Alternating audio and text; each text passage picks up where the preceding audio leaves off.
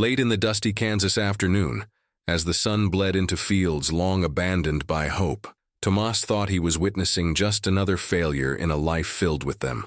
But everything changed when he noticed a trembling foal, too thin to stand and too neglected to draw anyone's attention, collapse near a wooden fence at a dying livestock auction.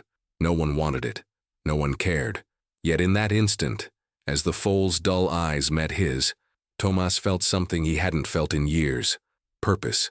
And when he finally brushed its tangled mane later that night, what he found hidden inside would flip his world upside down and drag a forgotten piece of Kansas history back into the light. Before we continue, don't forget to subscribe to the channel. By the way, where are you watching from? I love seeing how far these stories travel. The wind swept across McPherson County with the dry sharpness of late summer, carrying dust that clung to clothes, boots, and moods. Tomas Carter wiped his forehead with the back of his hand as he walked toward the wooden gates of the small livestock auction. The place wasn't much, just a couple of tin-roofed sheds, a dusty corral, and a crowd of ranchers that looked far more tired than the animals they came to buy. Money was tight, bills were tighter, and hope, well, hope had been gone for a long time. He had exactly $15, a humiliating number for a man who once dreamed of building the most respected breeding farm in the county. But droughts, equipment failures, and back-to-back winters that nearly ruined his herd had pushed him to the edge. Now, he was here only because staying home felt even worse. The auctioneer's voice cracked through the air, rapid and impatient. "Next up, this little one here. Weak. Needs work. Let's start at 200. No one responded. The ranchers around him murmured, shook their heads, stepped back. The foal struggled to keep its legs under its thin body. Its ribs showed through the rough coat. Even its breathing sounded fragile. Tomas felt a sudden squeeze in his chest. It reminded him of the horses his father used to raise. Strong, proud animals that galloped through the fields like they owned the land. His father had always said, "A good horse isn't always the prettiest. Sometimes it's the one nobody else sees." "The $50. The auctioneer tried again. Still nothing. Someone behind Tomas chuckled. "That thing's not worth a handshake. Let it go." Another rancher added, "It'll be dead by morning." The words stung more than he expected. The foal wobbled, stumbled, and nearly collapsed. A few men laughed. Tomas swallowed hard. Logic told him to walk away. Sentiment told him to stay quiet. But compassion, the kind that refuses to die even in a starving man, took over. He raised his hand. $15. A wave of laughter rolled through the corral. 15? You serious, Carter? You're buying trouble, not a horse. He can't even afford feed for that skeleton.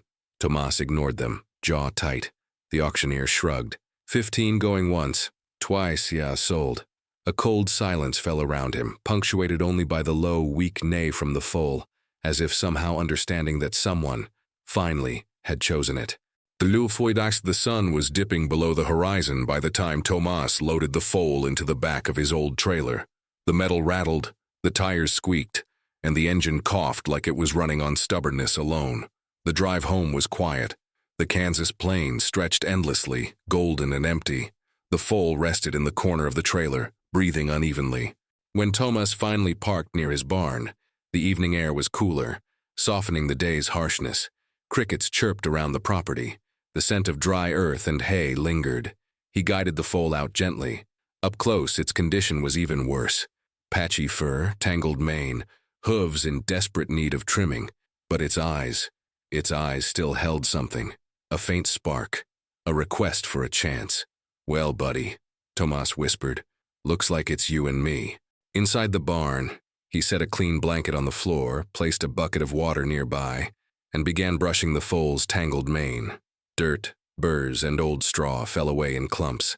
But then, something clinked, a small metallic sound. Tomas froze. He moved the thick, knotted strands aside and felt resistance, a hard object embedded between layers of dirty, compacted hair. When he finally pulled it loose, he found himself holding something unexpected. A small metal cylinder, heavy for its size, old. Its surface was scratched but clean enough for him to notice tiny markings. Geometric lines, numbers, and letters etched with remarkable precision. Not decorative, not mystical, more technical. What the hell is this? He turned it over, rubbing away a layer of grime. There was a seam, A type of latch, maybe. And near the base, faint but unmistakable. USACE, property of the U.S. Army Corps of Engineers. His stomach dropped. That wasn't junk. That wasn't something someone accidentally braided into a horse's mane. Whatever this object was, it belonged to the federal government, and it had been hidden on an abandoned, nearly worthless foal. Tomas stared at the cylinder, heart pounding. For the first time in years, it wasn't fear he felt. It was the sense that everything in his life, every failure, every drought, every night spent wondering how he'd keep the farm alive, had just pointed him toward this moment. Not because of luck, not because of magic, but because sometimes the most extraordinary chapters begin when a good man refuses to walk away. Tomas had spent years believing that nothing good ever came his way. But the moment he opened that heavy metal cylinder, reality shifted. Inside was no treasure chest, no miracle, only a set of documents and coordinates that raised more questions than answers.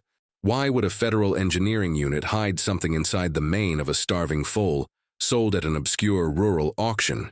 And more importantly, who was going to come looking for it now? The barn was quiet except for the slow, rhythmic breathing of the foal, curled on the blanket like it finally felt safe.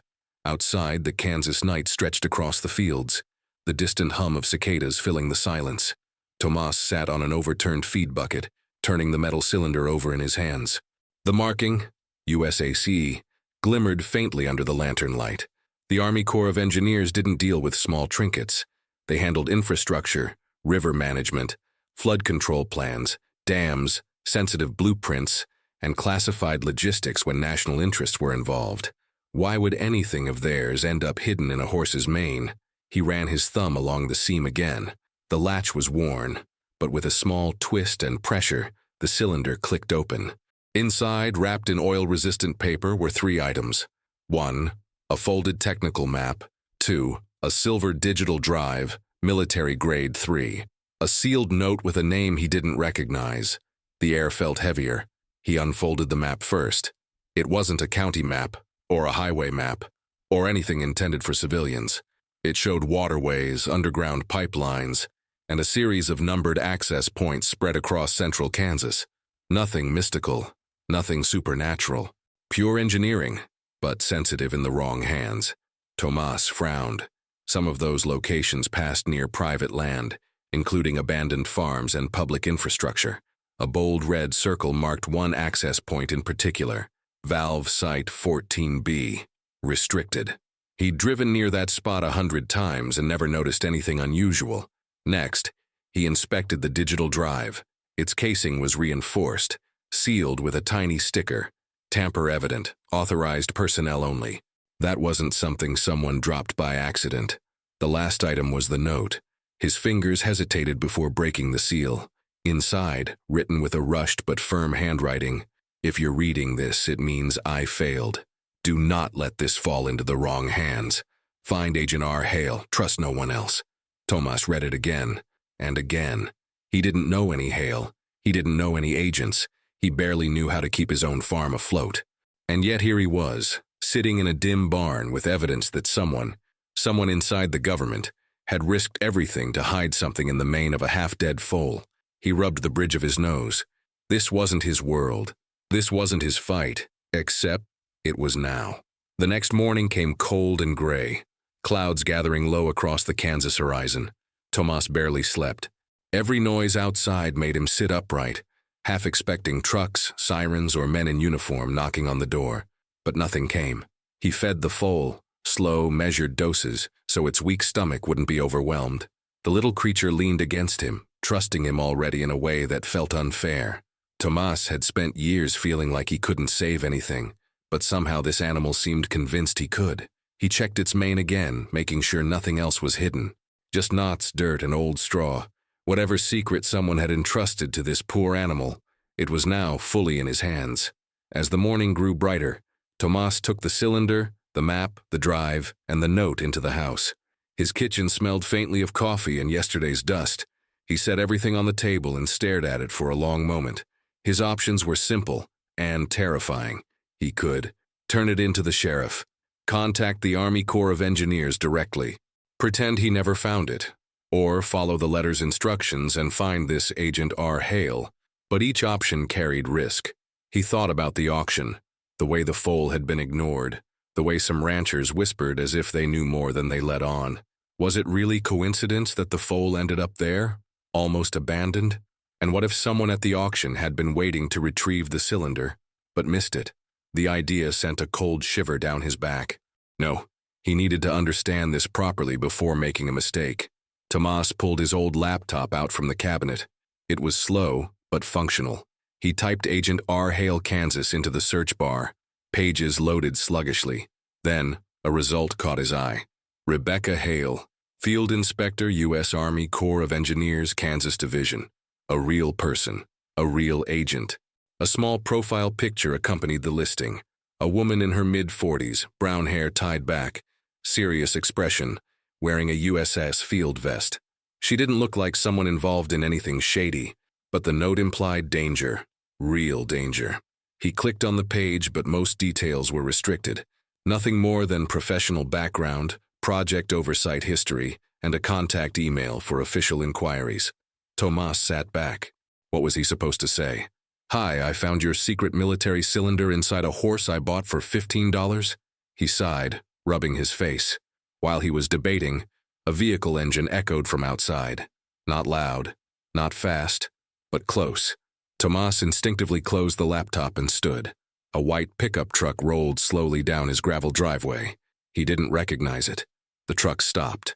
The engine idled. The driver door opened. A tall man stepped out wearing work jeans, a brown jacket, and a cap. He walked with purpose, but not the friendly kind, the kind that made Tomas feel the ground harden beneath his boots. The man glanced at the barn, then at the house, then at Tomas.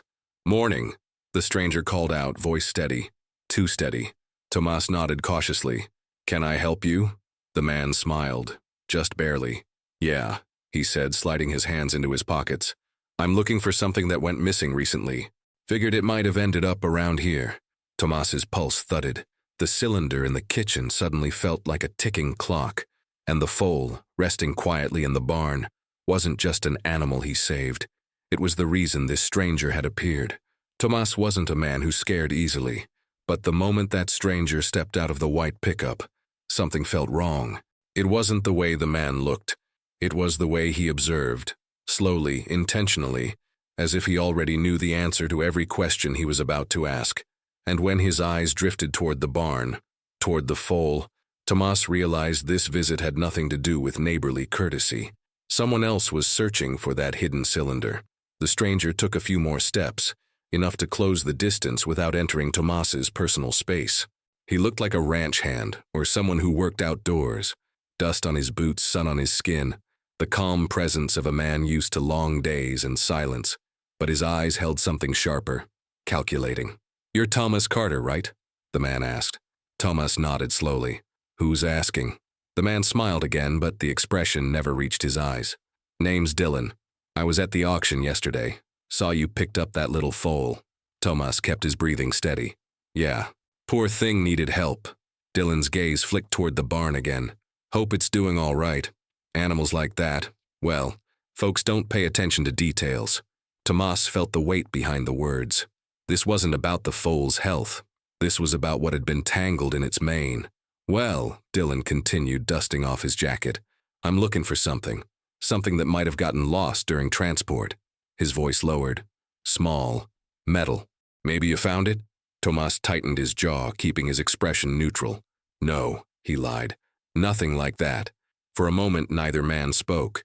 The Kansas wind pushed a long line of dust across the driveway. A hawk circled overhead, its shadow slicing briefly across the ground. Dylan studied him, really studied him.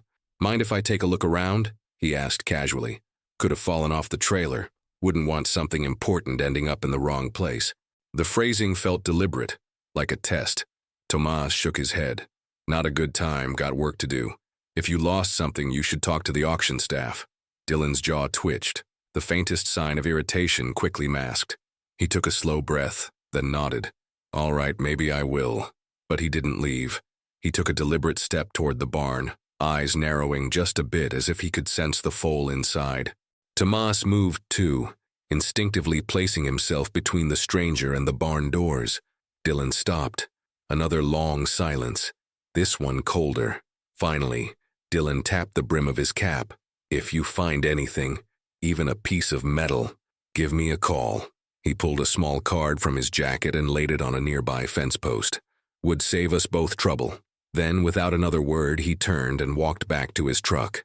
Gravel crunched beneath the tires as he reversed down the driveway, dust trailing behind him like a warning. Tomas waited until the truck disappeared beyond the bend. Only then did he exhale. Inside the barn, the foal lifted its head as he entered. Its big glassy eyes watched him with the innocence only an animal could hold. Tomas crouched beside it, running a gentle hand along its neck. "You brought more than trouble with you, didn't you?" he whispered. The foal blinked slowly, leaning against his palm. He checked the window, no sign of the white truck returning. Still, he locked the barn door. Back in the house, Tomas grabbed the metal cylinder from the kitchen table and shoved it into an old feed sack. He couldn't leave it in the open anymore, not after that visit. Whoever Dylan really was, he wasn't just a rancher looking for lost equipment. Tomas studied the business card still resting on the fence post. He walked over and picked it up with 2 fingers, cautious as if it might burn him. It read, "Dylan Price Consultant, Plains, Ag, and Transport."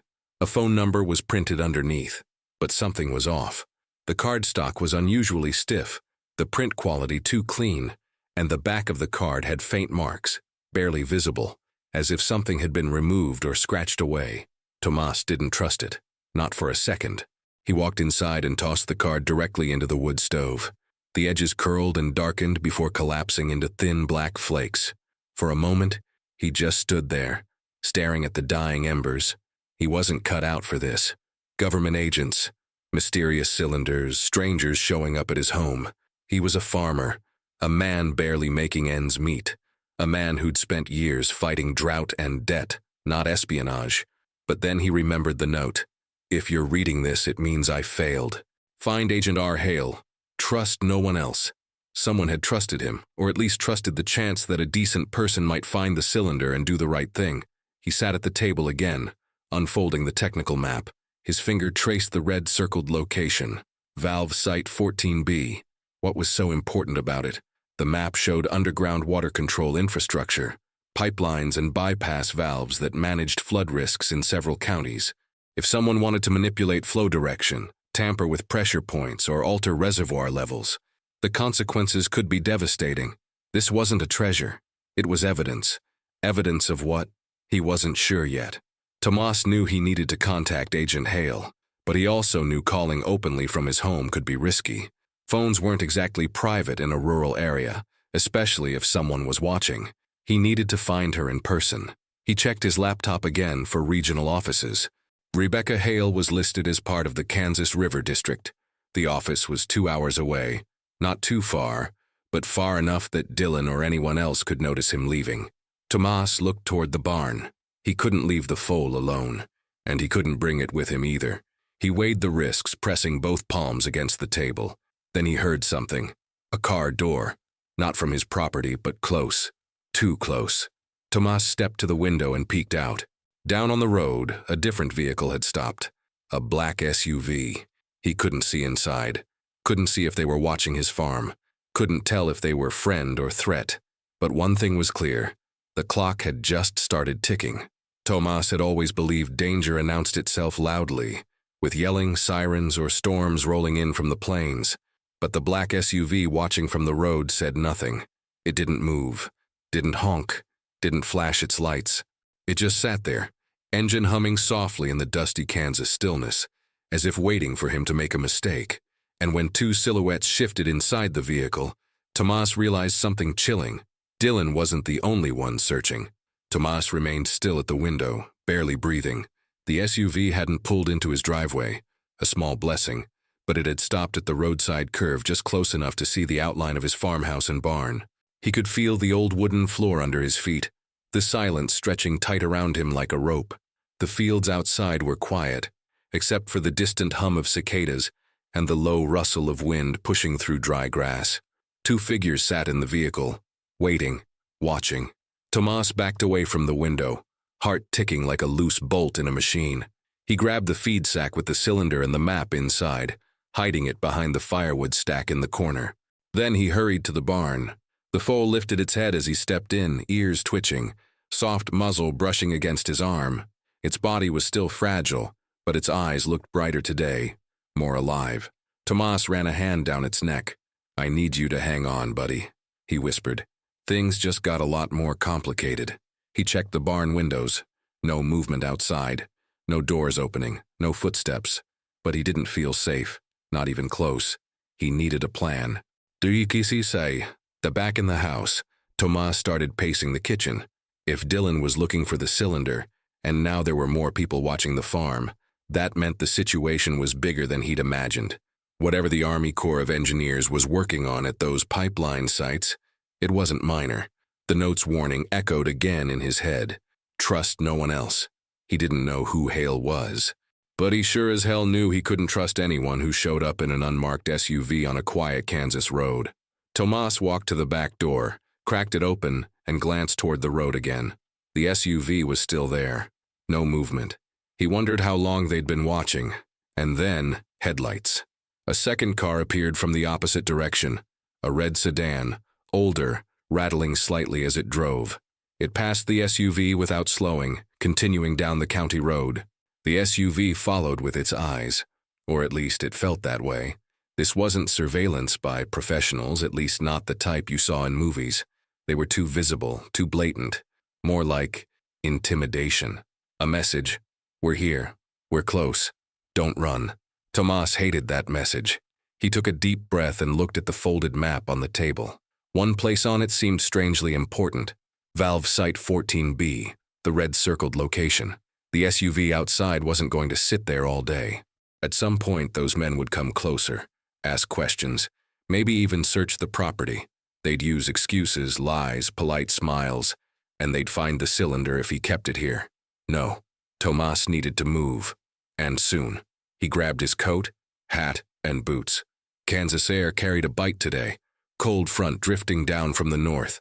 He walked to the barn to check the foal again. It stood shakily when he entered, nudging his arm with a small whine.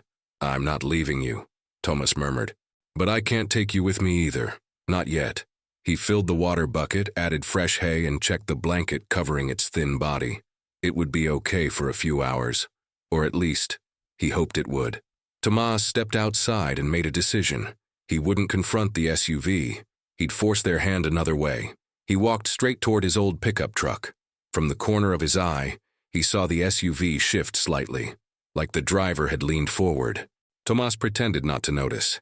He climbed into the truck, turned the key, and the engine grumbled to life. The familiar rattle steadied his nerves a little. This truck had seen droughts, storms, and long nights hauling equipment. It wasn't fast, but it was dependable. He backed out of the driveway, slow, casual, as if he were just running errands. The SUV didn't move at first. Then, after a long, tense moment, it pulled out too, not speeding, just following. Tomas's grip tightened on the steering wheel. He wasn't going to lead them anywhere important. Not to the feed store, not to town, and certainly not to the Kansas River District office where Agent Hale worked. Instead, he headed down the dirt road toward an old farm that had been abandoned years earlier. The place was barely standing. Collapsed barn roof, overgrown weeds, rusted fencing. Locals avoided it, which made it perfect. He checked his rearview mirror. The SUV matched his speed, staying 2 car lengths back. Tomas slowed down near the old farm entrance, pretending to check his fuel gauge. Then he pulled over completely, stopping his truck on the shoulder. The SUV rolled to a halt behind him. Tomas left the truck door open as he stepped out, a gesture meant to create distance without looking aggressive. He stood by the dusty roadside, wind tugging at his jacket, and waited. The SUV's driver door opened. A tall woman stepped out this time. Dark hair, black jacket, sunglasses. Not the same strangers from before, not Dylan. She took a few slow steps toward him. "You're Tomas Carter?" she asked, voice even. He nodded once. "Who are you?" She reached into her jacket. Tomas tensed. But she pulled out a badge, a real one. "Agent Rebecca Hale, U.S. Army Corps of Engineers. We need to talk. Now." Tomas felt something cold sink into his stomach. This wasn't a threat. This was the person from the note. But if she was here, then what happened to the person who wrote it? Tomas stared at the woman in front of him, trying to process the moment. The badge she held was real. The weight of it, the detailing, the worn edges from years of fieldwork. Nothing about her resembled Dylan or the men in the SUV earlier. Her posture was controlled but tense, as if she had been driving for hours without rest. Agent Rebecca Hale, the name from the note. "Where did you get my name?" she asked, her voice steady but not hostile.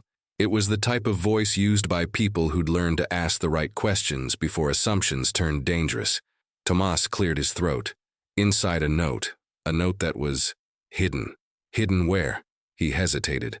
The wind pushed a loose strand of her hair across her face, and she impatiently tucked it behind her ear, eyes fixed on him with growing urgency. "It was braided into the mane of a foal," he said finally. Hale blinked once, slow, as if confirming something she had been afraid to believe. "The foal from McPherson County auction." "Yes." Her jaw tightened. "Show me." Tomas didn't argue. He got back into his truck, motioning for her to follow. The SUV behind her moved as well, but she raised her hand, signaling for the other agents inside to stay put. They obeyed. As Tomas drove back toward his property, Hale followed in her own vehicle, keeping one car length behind. The Kansas sky had shifted into a heavy gray, clouds gathering as if the land itself could sense the tension stretching across it. When they reached the farm, Tomas parked his truck by the barn. Hale stepped out quickly, glancing around the property with the instinct of someone trained to scan for threats, checking the tree line, the road, the angles of approach. She followed Tomas inside the barn. The foal looked up from its blanket as they entered, ears perked, eyes clear but still tired. Hale's expression softened briefly, the only crack in her otherwise controlled exterior. "This is it," Tomas said, kneeling beside the young horse. "I found the note and the cylinder tangled in his mane last night." "Where is the cylinder?" she asked. Tomas pointed toward the barn wall. "I hid it inside the house first, but someone came looking for it." Hale's eyes sharpened. "Who?" Tomas told her about Dylan, his questions, his demeanor, the fake business card. Hale listened without interrupting, her face unreadable. When he finished, she took a slow breath. "He's not one of ours," she said. "And if he was at that auction, then this situation is worse than I expected." She straightened, pulling on a pair of thin gloves. "Show me the cylinder." They walked to the farmhouse. Tomas retrieved the feed sack from behind the firewood stack. Hale opened it carefully, examining the metal tube as if seeing an old ghost resurface. "This isn't standard issue anymore," she murmured. "These were decommissioned almost a decade ago. Protected transport units for sensitive data, only used internally by engineering leads. So whoever put it in the foal's mane," Tomas began, "was trying to keep it out of official channels," Hale finished, "or keep it away from the wrong officials." She opened the tube with practiced precision. When she saw the map, the technical documents, and the digital drive, Hale's expression darkened. She unfolded the map on Tomas's kitchen table. He watched her eyes trace the lines, pipelines, access valves, pressure hubs. Her finger paused at the red-circled point. "Valve site 14B. That's where it started," she whispered. "What started?" Hale looked at him for a long moment, measuring how much to tell him. Then she made a decision. 2 months ago, an internal audit found discrepancies in water pressure logs across 3 counties. Someone was tampering with the readings, small changes, hidden in normal fluctuations. But those changes, if continued long enough, could redirect water flow across the Kansas River basin. "For what? Irrigation?" Tomas asked. Hale shook her head. "Not irrigation. Realignment. Someone was diverting pressure to stress certain pipelines. If those failed at the wrong location, fields, homes, entire communities could flood." Tomas felt a chill run through him. "And you think someone was doing this on purpose?" "We suspect so. But before we could identify who had access to the control points, one of our engineers went missing." She tapped the map lightly. "He was last assigned to Valve Site 14B. Tomas remembered the note. "If you're reading this, it means I failed. This engineer," Tomas said quietly. "He's the one who hid the cylinder." Hale nodded once. He must have realized he was being followed. He trusted the foal's transport route, rural, inconspicuous, hoping someone honest would find it. Tomas felt the weight of the situation settle heavier on his shoulders. And now Dylan and the others, they're after it. That's likely, Hale said. Whoever is behind the tampering wouldn't risk letting this information reach federal offices. She closed the cylinder again, gripping it firmly. I need to secure this. But first, where exactly did you see Dylan? And how long has the white pickup been watching? Tomas told her everything. The auction, the approaching threat, the black SUV that had parked near his property earlier. When he finished, Hale moved to the window, scanning the horizon again. They're watching for my arrival. If they know the cylinder is here, they know I'd come. Is that good or bad? Tomas asked. Both, Hale replied. Good because it means they're nervous. Bad because it means we're out of time. She turned back toward him, voice level but urgent. Tomas, I need to get you and the Foal somewhere safe. After that, I'm going to valve site 14B. Tomas didn't hesitate. I'm going with you. Hale didn't answer at first. She studied him. The worn boots, the dirt under his nails, the quiet steadiness in his eyes. A man used to hardship, not threats or federal secrets, yet somehow standing straight in the middle of both. You shouldn't be involved, she said. But I already am, Tomas insisted. And if the man who hid this died trying to protect it, I'm not letting him down. Hale exhaled slowly, a reluctant acceptance settling in. Fine, she said. But from this moment on, you follow every instruction I give, understand? Tomas nodded. Hale secured the cylinder inside her field bag and zipped it shut. Then she glanced toward the barn. We'll need the Foal ready to travel, she said. We can't leave him here. He's evidence and a target. Tomas felt his heart tighten. The Foal had barely begun to stand steadily. Moving him would be difficult, maybe risky, but leaving him behind wasn't an option. All right, he said quietly. Let me get him ready. As Tomas walked toward the barn, Hale stepped outside and scanned the open land again. The horizon was quiet. Too quiet. The kind of quiet that arrives right before something breaks. The barn was dim and cool compared to the gray, tense air outside. Dust drifted in thin columns where the light cut through the gaps in the wooden boards. The Foal lifted its head when Tomas stepped inside, as if sensing the urgency that clung to him. It's all right, buddy, Tomas murmured, crouching near the blanket. We're going for a little trip, gonna keep you safe. His voice was calm, but inside, every feeling pulled in a different direction. Fear, responsibility, frustration, protectiveness. The Foal nudged his sleeve gently, trusting him in a way Tomas didn't feel he deserved. He checked its legs, carefully assessing whether it could stand long enough to be guided into the trailer. The Foal was weak, but steadier today. He wrapped a soft lead rope around its neck, not tight, just enough to guide it, and slowly encouraged it to rise. The Foal wobbled. Tomas steadied it with both hands. The Foal exhaled shakily, then found its footing. That's it, he whispered. You're tougher than you look. Outside, he heard Hale speaking in low tones on her radio. Her voice carried an edge, controlled, but tightened by urgency. She wasn't calling local police. She wasn't calling state agents. Whoever she spoke to was higher up, and whatever she said, it was short and direct. Tomas led the Foal out of the barn. Hale ended her call and turned toward him, stepping forward to help steady the young horse. He all right for travel? She asked. He can make it, Tomas said. We just need to go slow. Hale nodded and moved to the side of the old trailer. Load him in. I'll take the rear latch. But as Tomas guided the Foal toward the ramp, he paused. His home, the old farmhouse, the tool shed, the fields that had belonged to his father, stood quietly behind him. He had lived here long enough to see drought turn soil to dust, long enough to watch seasons erode old hopes. Yet the place had always been safe, predictable. Leaving now, under threat, felt like prying his own roots out of the earth. Hale noticed the look. We'll come back, she said, her tone softer than he expected. This is temporary. Tomas gave a small nod, though he wasn't sure he believed it. The Foal stepped into the trailer with a trembling kind of determination. Once it was settled on a thick bed of hay, Hale latched the gate firmly and checked it twice. She didn't rush. Every movement was deliberate, practiced. We move fast and stay off the main roads, she said. Anyone watching will assume we're headed toward the nearest town. We won't be. Tomas closed the barn door and took one last look at the quiet land. Let's go, he said. Hale drove her SUV while Tomas followed in his truck, trailer attached. She kept a steady pace along back roads that only locals knew, narrow dirt paths flanked by endless fields and low, weather-beaten fences. The sky above them darkened into a deeper gray, hinting at rain. 2 miles out, Hale's voice came through the radio she'd handed him. "Tomas, do you copy? I'm here. There was a vehicle at the far end of your property," she said. "Same white pickup you described. It left as soon as we pulled out." Tomas tightened his grip on the steering wheel. He was waiting.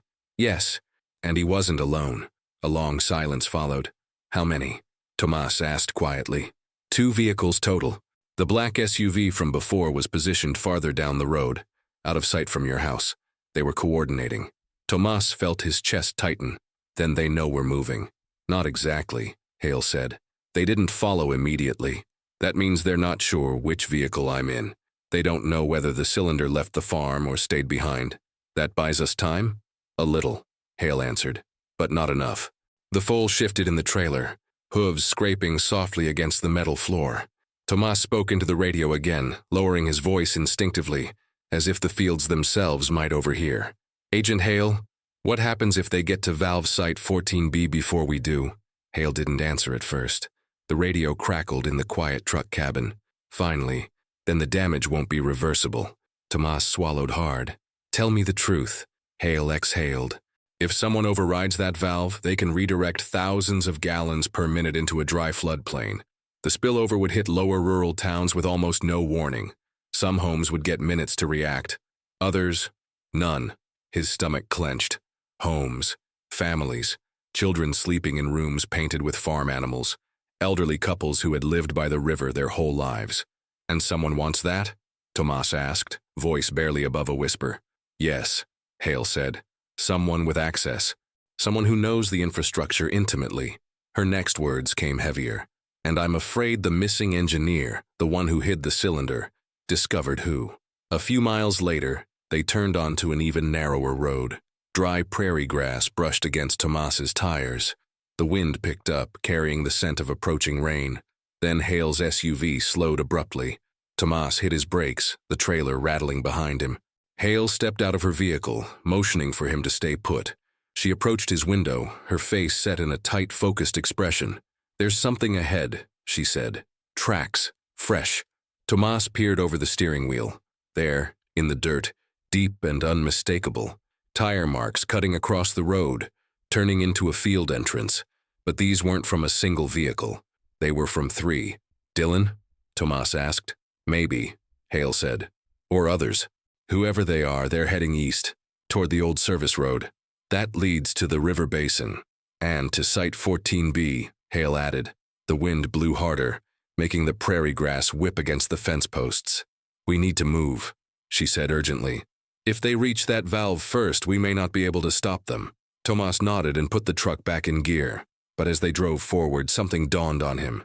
"Agent Hale," he said through the radio. "Whoever's behind this, they knew exactly when to watch my farm. They knew when I bought the Foal. They knew what was in its main." "Yes," Hale answered. "Meaning," Tomas said slowly, "they must have known the engineer hid the cylinder before he disappeared." Silence. "Hale," Tomas pressed. "That means someone on the inside tipped them off." Her voice came back low, controlled, but shaken. "Yes, and I think I know who." The road narrowed until it felt more like a trail, a thin strip of dirt carved between fields of brittle, wind-bent grass. The clouds above thickened, turning the sky into a low gray lid pressing down on the land. Tomas followed Hale's SUV closely, the trailer bumping behind him as the Foal shifted uneasily. He spoke into the radio. "You said you think you know who the insider is. Who is it?" Hale didn't respond right away. The silence stretched long enough that Tomas wondered if the signal had dropped. Then her voice came through, low, conflicted. "His name is Colin Ward." Tomas didn't recognize it. "Another engineer?" "Yes," Hale said. "He's been with the Corps longer than I have. Sharp, respected. Always looked like the kind of man who'd retire with plaques on his office wall." Her voice tightened. "He mentored half the people in our branch." Tomas frowned. "If he was trusted, why do you think he's responsible?" "He was assigned to the same projects as the missing engineer," Hale said. Every location where we found discrepancies in the logs. Ward had access, and he was the last person to communicate with the man who hid the cylinder. Tomas gripped the steering wheel harder. What reason would he have to sabotage pipelines? Hale exhaled slowly. Money. Influence. Private interests that want certain floodplains opened up so they can buy land cheap before development projects are announced. Tomas shook his head. People could die. I know, Hale replied. But to someone like Ward, that's just collateral. A line on a spreadsheet. Lightning flashed quietly behind the distant horizon. Just a pale flicker. No thunder yet. The storm was still far off, but moving. The foal let out a soft, anxious whine from the trailer. It's okay, Tomas murmured under his breath. We're almost there. But even saying it, he felt a chill. They weren't almost there. They were chasing people who had a head start. Hale's SUV slowed near a break in the fencing. A weathered sign leaned crookedly beside the entrance. Letters faded by sun and seasons. Service road. Authorized vehicles, only grass had grown high around the base, untouched for months. The fresh tire tracks cut straight through them, bending the stems flat. Hale stepped out of her SUV. Tomas did the same.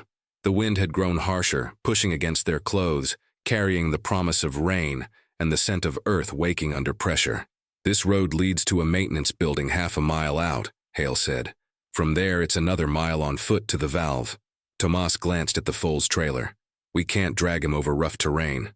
We won't, Hale said. We'll park closer to the station. The foal stays inside the trailer. It's safer there than in the open. They drove slowly down the service road, careful not to make the trailer jolt too much. The grass swallowed the tires, muffling the sound. Ahead, an old metal maintenance shed appeared. Square, dull, its paint peeling into rust-colored flakes. A chain-link fence surrounded it, the gate wide open. Hale's SUV rolled to a stop. Tomas pulled up behind her. No other vehicles were visible. But something wasn't right. The gate hung crooked, one hinge torn loose, the metal bent inward. Not like it had been opened normally, but forced. Wind alone couldn't do that. Tomas stepped out of his truck and felt the air shift, thick like the world was holding its breath. Hale drew closer to the gate, her hand resting near her sidearm. They're here, she said quietly. How sure? Tomas asked. She pointed to the mud. Deep, fresh footprints, several pairs, leading toward the maintenance building. One set heavier, dragging slightly. They moved fast, Hale said. Probably carrying equipment. Tomas swallowed. What kind of equipment? Valve override tools, Hale answered. Hydraulic units, pressure wrenches, alignment clamps. Nothing explosive, nothing flashy. Just the tools needed to quietly sabotage a water system. A quiet disaster. Iriquasio Hale motioned for Tomas to follow her around the building. They moved close to the walls, avoiding the windows. The wind rattled the sheet metal violently, making it difficult to distinguish natural noise from something moving inside. When they reached the back corner, they both froze. A white pickup truck sat hidden behind the shed. Dylan's truck. The paint was dusty, but the engine still ticked with heat, recently driven. A second SUV was parked beside it, government-issue plates removed. Tomas felt his heartbeat spike. Hale whispered, "They're inside, or close." Tomas looked over his shoulder, instinctively checking the trailer. The foal stood inside, ears alert, sensing tension through the vibrations in the ground. Hale studied the footprints again. 3 men, possibly 4. Ward will be here too. Tomas frowned. Why would he come in person? To make sure the job gets done, Hale said. And maybe to retrieve what he thinks is still missing. Tomas nodded slowly. The cylinder. Yes. A gust of wind slammed the loose gate against the fence posts with a metallic crack. Inside the shed, something scraped against concrete. Hale's posture shifted. Fully alert, one hand raised slightly, signaling Tomas to stay low. Then a voice came from inside the shed. Muffled, but clear enough. Get the clamps on. Pressure valve needs to be aligned in 10 minutes. Another voice responded. Ward said the Corps won't detect it until after the surge. We're good. Hale's jaw clenched. Tomas felt adrenaline thrum through him. These men weren't making threats. They were executing a plan that could destroy homes downstream. Hale leaned close and whispered, "We need to stop them before they reach the valve. Once they open it, I can't reverse the pressure shift from here." Tomas nodded. "What's the plan?" Hale glanced at the shed door. "We confront them now. Surprise is our only advantage. What about the foal? Tomas asked. Keep the truck locked, Hale said. They're after the cylinder. Without it, the foal isn't useful to them anymore. Tomas hesitated, hating the idea of leaving the young horse alone, but he forced himself to nod. Hale took one careful step toward the shed's side door, then another. Tomas followed, heart pounding, hands shaking despite his efforts to stay steady. They reached the door. Hale positioned herself to one side, motioning for Tomas to stay behind the corner of the wall. She counted silently with her fingers. 3, 2, 1. Hale shoved the door open. "Federal agent!" she shouted, weapon drawn. "Step away from that equipment now!" The clang of metal tools hitting the floor echoed out of the shed. Then, a voice Tomas didn't recognize but felt instantly threatened by. "Well, I was wondering when you'd show up, Rebecca." A tall man stepped into view, calm as if he were greeting an old colleague. His gray hair was neatly combed. His vest had a Corps of Engineers patch still attached. His eyes didn't hold a single fragment of guilt. Hale's jaw tightened. "Colin Ward," she said. "Step away from the valve tools." Ward smiled, the kind of smile that carried no warmth at all. "You brought company," he said, glancing past her toward Tomas. "Interesting." Tomas stepped farther back, but Ward's eyes had already pinned him. "You've caused me a great deal of trouble," Ward said. "Both of you." Hale adjusted her stance. "This ends now." Ward narrowed his eyes. "No," he said softly. "It doesn't." Before Hale could react, footsteps echoed behind them. From outside the shed, Tomas turned sharply, and his blood ran cold. Dylan stood by the trailer, and he was opening the latch. Tomas reacted before his mind fully processed what he was seeing. Dylan standing by the trailer, one hand already on the latch, the other bracing himself against the metal frame. The foal let out a frightened whinny, the sound sharp and desperate. "Hey!" Tomas shouted, instinct pushing him forward. Dylan's head snapped toward him. His expression was cold, not angry, not frantic, calculated, as if taking the foal wasn't personal, it was just a step in a plan. Hale turned at the sound, cursing under her breath. Ward's eyes lit up with recognition. "Good," Ward said from behind her. "Get it. The animal is the only thing connecting him to the cylinder." Hale didn't look back. "Tomas, stop him!" Tomas didn't need to hear it twice. He sprinted toward the trailer, boots pounding the dry ground. The wind whipped his jacket as he ran, and the air felt thin in his lungs. Dylan yanked the latch up, the old metal screeching in protest. "Stay back," Dylan warned, stepping onto the trailer's ramp. "You don't know what you're—" Tomas didn't slow. He hit Dylan with his shoulder first, a farmer's tackle born not of technique but necessity. The impact drove Dylan sideways into the metal frame with a heavy thud. Dust rose around them as Dylan stumbled, grabbing Tomas's arm to keep from falling. But Dylan wasn't just muscle. He was trained. He twisted sharply, pulling Tomas forward and off balance. Tomas barely managed to keep his footing as Dylan shoved him back. The foal panicked, hooves clattering against the trailer floor.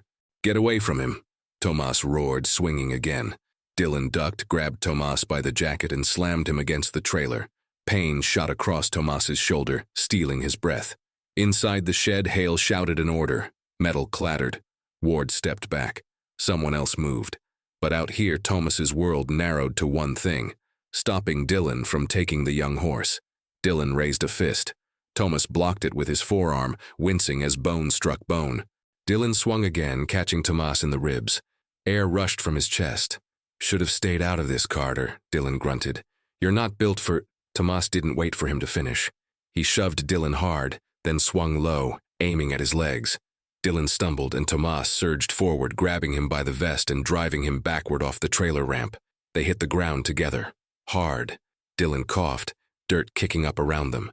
Tomas scrambled to his knees, but Dylan yanked his ankle, pulling him down. Tomas hit the earth with a heavy thump, grit filling his mouth. He rolled to avoid Dylan's next grab and swung blindly, knuckles connecting with Dylan's jaw. Dylan recoiled, hand flying to his face. Tomas lunged at him, using his weight to pin him down. "Get off!" Dylan spat, trying to twist free. But Tomas had moved livestock his entire life. Cattle, horses, stubborn mules that outweighed him by hundreds of pounds. Strength came from leverage, not size. And right now, every ounce of that farm-forged strength surged through him. Dylan struggled. Tomas pressed harder, breath ragged, heart pounding. "You're not touching that foal," Tomas growled through clenched teeth. "Not now. Not ever." For a moment, Dylan's expression shifted. Surprise, maybe even fear. Then he stopped fighting. From behind Tomas, a shout cut through the wind. "Tomas, down!" It was Hale. Without thinking, Tomas flattened himself against the ground. A split second later, Hale fired. The shot wasn't meant for Dylan. It wasn't meant for Tomas. It struck the dirt near Dylan's hand, inches from where he'd been reaching for a small, concealed blade. Dylan froze, eyes wide. Hale advanced, weapon steady, stance firm. "Hands where I can see them," she commanded. Dylan slowly raised both hands, jaw clenched, chest rising and falling with controlled anger. Hale kept her gun trained on him but didn't lower her guard for even a second. Tomas pushed himself to his feet, ribs aching, palms scraped raw. He stepped backward until he was close enough to see the foal inside the trailer, trembling but unharmed. Hale gestured toward Dylan with her free hand. "Move away from him." Tomas obeyed, adrenaline slowly giving way to exhaustion. But inside the shed, Ward's voice rose again, calm, almost amused. "Well, Agent Hale," Ward called out, "while you're busy playing hero outside, we've already finished our work in here." Hale turned sharply. Tomas followed her gaze. Two men, the ones who had been working beside Ward, were no longer near the tools. They stood at the back of the shed, near a second exit Tomas hadn't noticed before. And beyond that door was a path, a narrow foot trail leading straight toward the access site. Toward Valve 14B, Hale cursed under her breath. "They're making a run for it." Ward smiled. "You won't catch them in time." Hale didn't even look at him. She took off toward the back of the shed. "Tomas, stay with the foal. Keep Dylan restrained." But Tomas didn't stay put, because he saw what Hale didn't. Ward wasn't staying put either. Ward moved toward the front of the shed, toward Hale's SUV, toward the cylinder.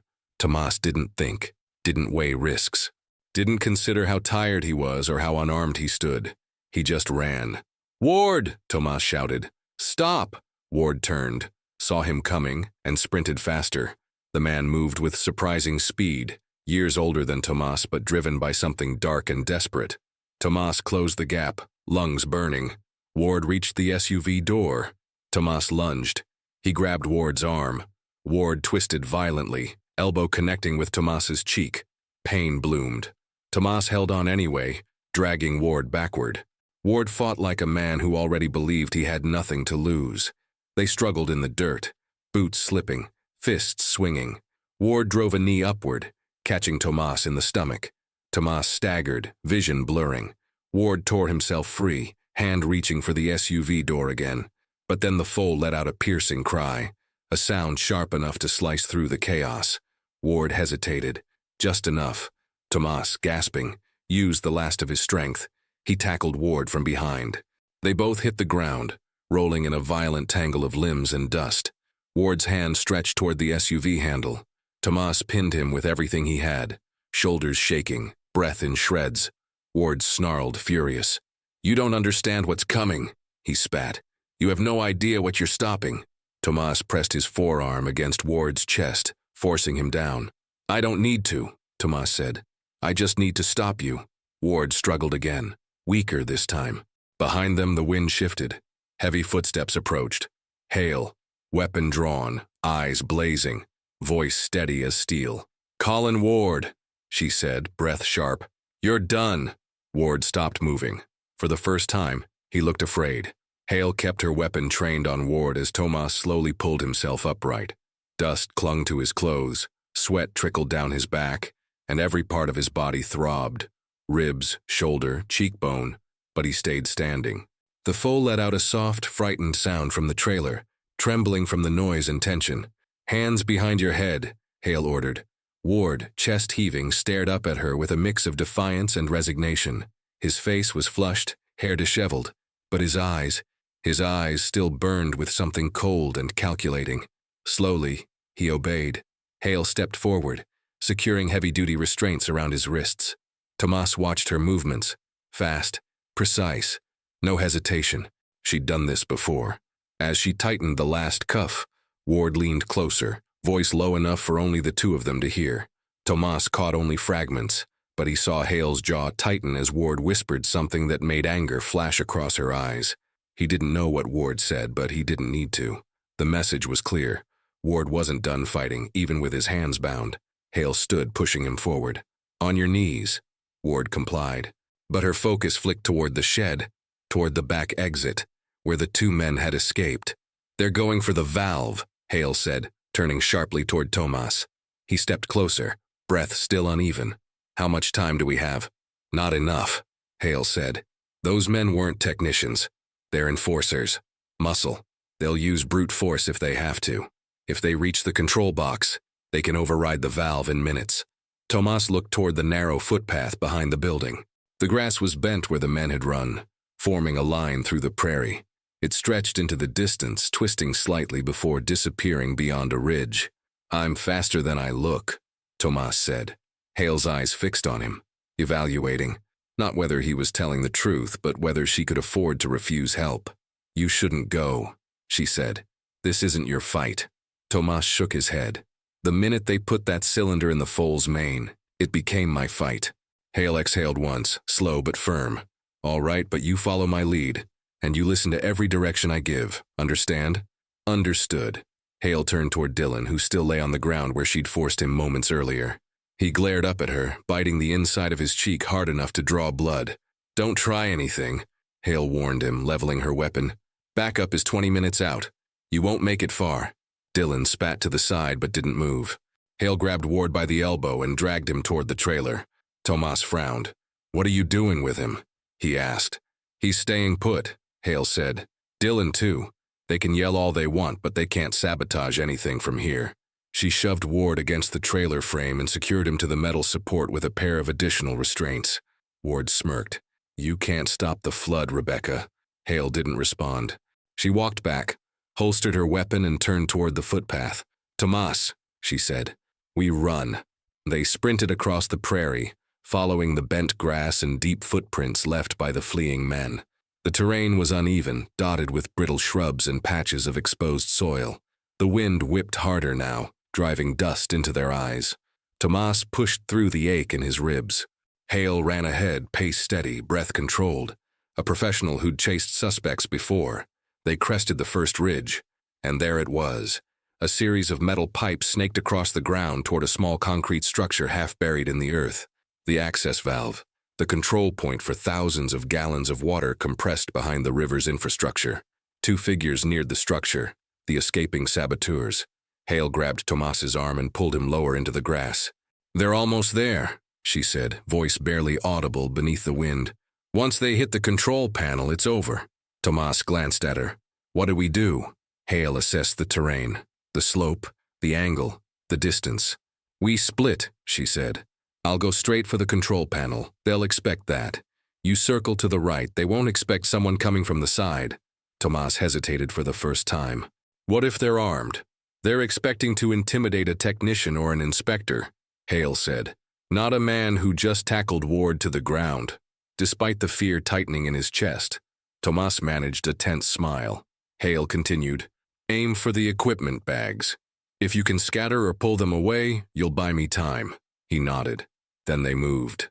The two saboteurs reached the concrete structure just moments after Hale and Tomas split paths.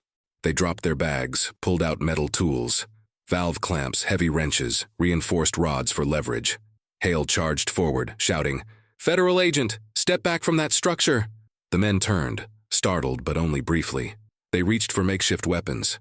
Tomas, moving along the right side through the tall grass, approached unseen, his heart hammered, breath sharp, body screaming from the earlier fight with Dylan. But adrenaline pushed him. He closed the last few steps quietly. Then he lunged. He grabbed one of the equipment bags and yanked it away. Tools clattered onto the dirt. The man nearest him spun around, shouting, "What the?" Tomas swung the bag like a weighted rope, striking the man's legs. The man fell hard, breath knocked from him. "Agent Hale," Tomas yelled. "Now!" Hale seized the moment. She rushed the second saboteur, striking his forearm with a precise, practiced blow. His wrench dropped.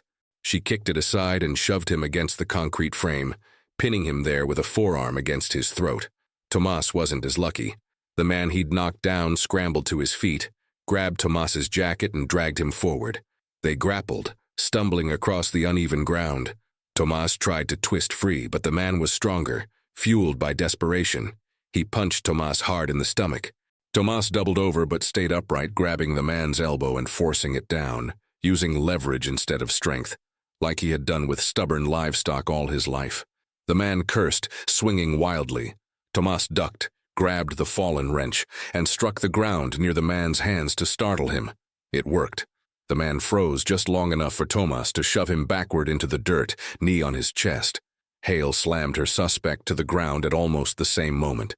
Both men were down, both restrained, both furious, breath heaving. The wind howled across the ridge. Hale put her hands on her knees for a moment, catching her breath, grounding herself. Tomas pressed a hand to his side, ribs aching sharply. "We stopped them," he said. "Yes," Hale answered, looking toward the valve. "But only because someone put that cylinder in the Foal's main, and because you found it." Tomas swallowed hard. The Foal, his farm, the chaos that had swept into his life. Hale motioned for him to follow. "We're not done yet. We have to secure the valve, document the tampering, and notify the command center. Then, we get back to your farm." Tomas looked back across the field toward where they'd come from. The ridge, the shed, the trailer. In the distance, a faint, frightened whinny carried on the wind. The Foal was waiting, and so was the truth about how deep Ward's operation really went. The wind shifted again, carrying with it the faint rumble of distant thunder. The first drops of rain touched the dry Kansas earth as Hale secured the last of the saboteurs, calling in their location to her command center. Her voice was steady, but beneath that composure, Tomas sensed the weight of everything that had happened. The betrayal, the danger, the narrow timing that separated disaster from salvation. Once the radio call ended, Hale turned to him. "You all right?" Tomas nodded, though the truth was more complicated. His ribs ached, his face stung where Ward had struck him, and his hands trembled from exhaustion. But he was standing, breathing, and the valve remained unopened. "Yeah," he said. "I'll be all right." Hale offered him a small, tired smile, the kind reserved for moments when the adrenaline fades and reality takes its place. "Let's go get your foal." They walked back across the prairie, the wet grass brushing against their legs, the sky deepening to a bruised blue. The storm hovered, undecided, as if the land itself was waiting for something to settle before it let the rain fall in earnest. When they reached the maintenance shed again, backup had already arrived. 2 marked vehicles and a transport van were parked near the service road. Ward and Dillon were surrounded by armed agents, their expressions finally stripped of false confidence. The sight should have felt victorious, but Tomas felt only a heavy, quiet relief. Hale approached the lead team, exchanging clipped updates and handing over evidence. She moved with authority, but something about her posture softened when she glanced toward the trailer, toward the foal that had carried the secret so far. Tomas walked ahead of her. The trailer door remained closed. His breath caught in his throat until he heard a soft, familiar sound from inside, a low, uncertain whinny. He unlatched the door carefully and opened it. The foal stood, wobbly but alert, ears twitching as it recognized him. The young horse pressed its muzzle forward, nudging his arm as if checking that he hadn't vanished in the chaos. Tomas let out a breath he hadn't realized he was holding. "You're okay," he murmured, resting his forehead gently against the foal's. "We're okay." The foal exhaled, warm breath brushing Tomas's neck, and for the first time since the auction, Tomas allowed himself to feel something close to peace. Hale stepped beside him. "He's tougher than he looks." "So am I," Tomas joked weakly. Hale's smile widened. "Yes, you are." The agents moved around them, collecting tools, securing suspects, photographing evidence. But for a brief moment, Tomas and Hale stood in their own quiet space, 2 people who had crossed paths by accident, pulled together by a situation neither had chosen. After the foal settled again, Tomas closed the trailer gently. Hale gestured toward the farmhouse truck. "Let's get back to your place," she said. "There's still protocol to follow, but you're safe now." Tomas nodded. "And the valley?" "Safe too," Hale replied. "Thanks to you." He didn't know how to respond to that, so he simply walked beside her, the sound of the storm finally growing louder behind them. The drive back to the farm felt longer than before, but lighter somehow. Hale followed behind him in her SUV, and the backup vehicles stayed close, forming a protective convoy along the quiet Kansas backroads. By the time they arrived at the property, the storm had broken fully, steady rain falling over the fields, the barn roof echoing with each drop. Tomas parked near the barn. Hale stepped out of her SUV and stood for a moment, letting the rain soak into her hair and jacket. She looked around the farm, the worn fences, the aging house, the quiet resilience of the place. "It's peaceful here," she said. Tomas gave a tired laugh. "Most days." She nodded, stepping toward the trailer. "Let's get him inside." Together, they guided the foal back into the barn. The young horse hesitated at first, the thunder outside making it jump, but Tomas's voice steadied it. "There you go," he whispered, guiding it to its blanket. "Home." When the foal finally relaxed, Hale leaned against a wooden post, arms crossed loosely. "He'll recover well," she said, "with care." Tomas took a deep breath. "I'll give him the best I can." "I know." She watched him for a moment. The barn lights cast a warm glow on the hay, dust drifting lazily in the air. Outside, rain softened to a steady rhythm. "Tomas," Hale said quietly, "most people in your situation would have given the cylinder to the first person who demanded it, or thrown it away, or ignored it entirely. That foal, he trusted me," Tomas answered. "I wasn't leaving him or that note to whatever those men wanted." Hale's eyes softened. "The engineer who hit it? His name was Mark Rios. He must have known he didn't have much time. He took a risk trusting that someone with a good heart would find the foal, and he was right." Tomas felt his throat tighten, grief for a man he'd never met, but whose final act had landed in his hands. "What happens now?" he asked. "Ward and his accomplices will face federal charges," Hale said. "Dylan too." She paused. "And the Corps will fix the vulnerabilities in the system. We'll make sure no one ever gets close to exploiting it again." Tomas nodded, the weight in his chest easing. "And the foal?" he asked. Hale's expression warmed. "He's yours. No one's going to contest that. Consider him a survivor." Tomas looked at the young horse, still small, still fragile, but no longer alone. A symbol of something unexpected and extraordinary, born out of a decision he'd made with nothing but his last $15 and a stubborn kindness. "I'll take care of him," Tomas said. "I know you will." Hale stepped toward the barn door, rain misting in from the outside.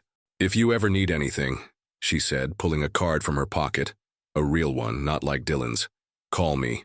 You've got friends in the Corps now." Tomas took the card gently. "Thank you. For everything." Hale gave a soft nod. "Take care of yourself, Tomas." She walked out of the barn, stepped into the rain, and headed toward her SUV. Tomas watched her go, a figure of calm strength disappearing into the gray Kansas afternoon. The convoy left soon after, engines fading into the distance. The farm grew quiet again. Tomas stood inside the barn, watching the foal breathe gently against the blanket. Outside, the fields soaked in the needed rain, turning darker, richer, ready for whatever season came next. Life didn't get easier overnight. Debt still lingered, repairs still waited, and challenges remained. But something had shifted. The foal had been abandoned, overlooked, dismissed, just like he had felt for years. But together, somehow, they had survived something much larger than either of them. Tomas knelt beside the foal and placed a hand softly on its neck. "You're home now," he whispered. The foal nudged him gently, eyes warm, trusting, and for the first time in a long time, Tomas believed, truly believed, that better days were coming. A new beginning had arrived, not through luck, not through miracles, but through courage, kindness, and the quiet strength of doing what was right.